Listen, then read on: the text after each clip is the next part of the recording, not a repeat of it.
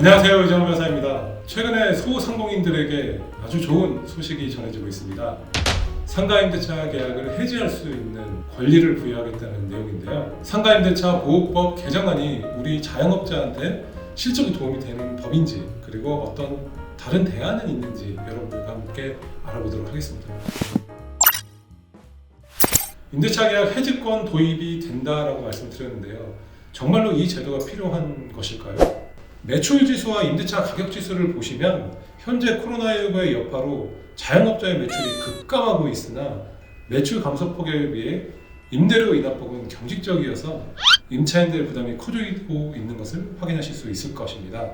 코로나19로 인한 경제 위기 상황에서 오로지 상가 임차인에게만 희생을 강요하기보다는 임대인과 상생을 원할 수 있는 공정한 사회 기반 조성이 시급하다라는 것이 이 법의 도입 취지라고 볼 수 있겠습니다. 먼저 법조문을 살펴드리고 어떤 내용인지 제가 해설을 해드리도록 하겠습니다.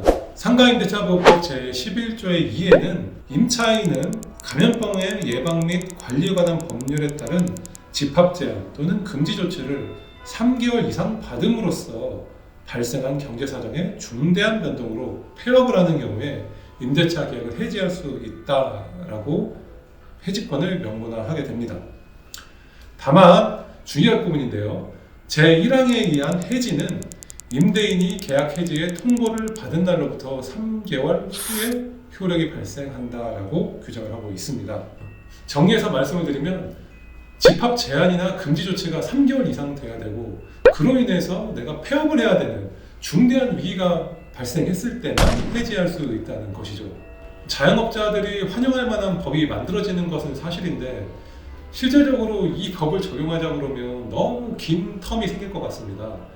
실제적으로 지금 벌써 국회에 상정된 것도 아니고 하반기에 이게 만들어진다고 하는 건데 연내에 통과될지 안 될지도 불투명하거든요. 그리고 이 제한 조치에 따라서 우리 고통을 받고 있는 자영업자들이 해지를 한다 했을 때 결과적으로 3개월 또 기다려야 되는 부분이 있지 않습니까? 그렇다고 본다면 제가 볼 때는 연내에 상가임대차 보호법을 통해서 계약 해지를 할 수 있는 그런 방법은 없다라고 보시면 될 것 같아요. 법 내용을 볼 때는 폐업을 해야지만 해지할 수 있는 최악의 경우에만 해지권을 주는 부분도 조금은 문제 있는 것 같습니다. 임대인의 권리를 보장해줘야 되는 부분 때문에 이렇게 최악의 경우에만 해지권을 부여하는 것으로 보이는데요.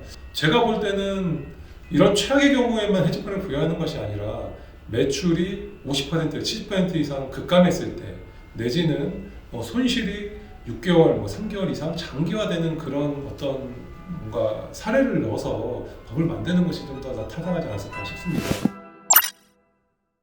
A사는 2019년 5월에 명동 소재 상가 건물에 보증금 2억 3천만 원, 월차임 2,200만 원에 계약 기간을 2022년 5월 말까지 임차하는 계약을 합니다. 이 계약에는 화재나 홍수, 폭동 등 불가항력인 사유로 영업을 할 수 없는 경우에는 계약을 해지할 수 있는 조항이 있었거든요. A사는 이 계약을 체결하고 영업을 잘 하고 있었는데 코로나가 확산되면서 명동을 찾던 외국인 관광객들이 급감을 하는 일이 벌어졌죠. 그로 인해서 A사의 매출은 90% 이상 줄어들었고 A사는 불가항력적인 사유로 영업을 계속할 수 없다라고 해서 임대차 계약 해지를 통보하게 됩니다.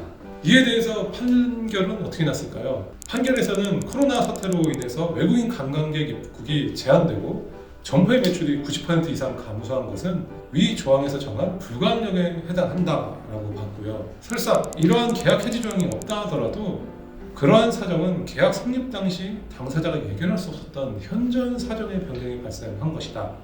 이로 인해서 사정 변경에 의한 해지권이 인정돼야 된다라고 판시를 했습니다. 제가 볼 때 자영업자들이 현실적으로 지금 취할 수 있는 대책은 법에 따라서 해지권을 행사하기를 기다리는 것보다는 사정 변경에 의한 해지권을 행사하는 것입니다.